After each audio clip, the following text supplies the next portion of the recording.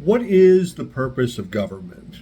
The purpose of government is to protect the rights of the individuals and to uphold the rule of law.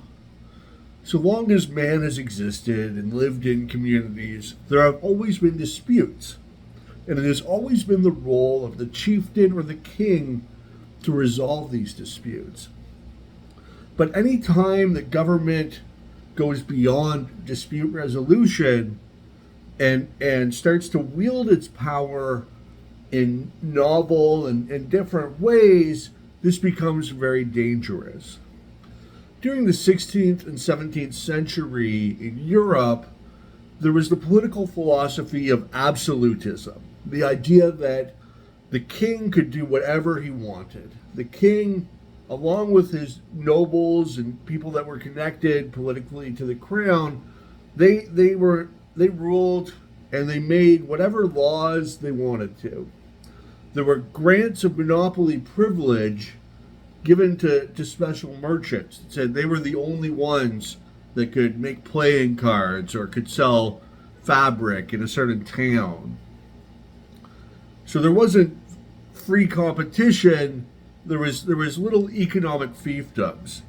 Guilds cartelized the labor market, and taxes were very high. The economy was highly regulated. There was a lot of inflation, and there was a lot of war. The kings were always going to war with each other, trying to expand their territory, loot the other kings. The system was set up to benefit an elite few at the expense of everyone else, to benefit the politically connected, the politically powerful, the political elite. So the North American colonists were people that fled from this horrible system. They saw how dangerous it was to have omnipotent government, and they created a new political order, an order founded upon liberty, on the ideal of freedom. They realized that government needed to be constrained, its power strictly limited, that the purpose of government was only to resolve disputes, not to pick winners and losers in the marketplace, not to intervene in the economy. And they recognized that nobody could wield the awesome power of the state without becoming corrupted. That's just the nature of power. As Lord Acton observed, power corrupts.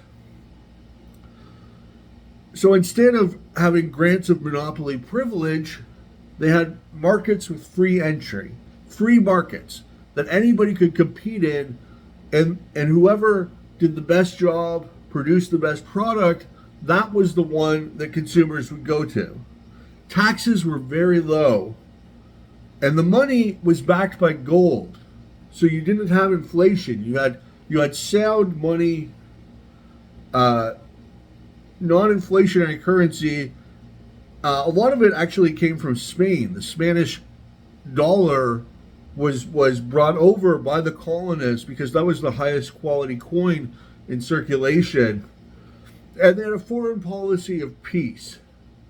And under this system, the American system, and the Canadian system as well, people prospered. In fact, it became the richest country in the world, despite just being newly founded.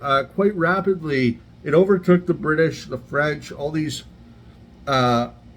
previous powers, and became the richest country in the world precisely because of the economic freedom that was enshrined within the Constitution, that was the rule of the law of the land.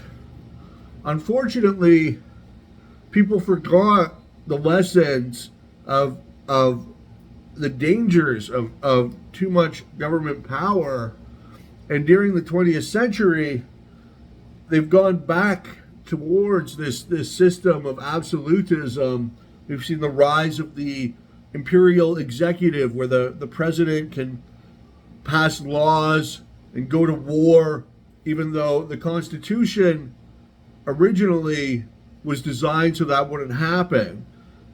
And really, North America, and Canada as well, have abandoned their historical heritage of liberty and gone down a very dangerous path.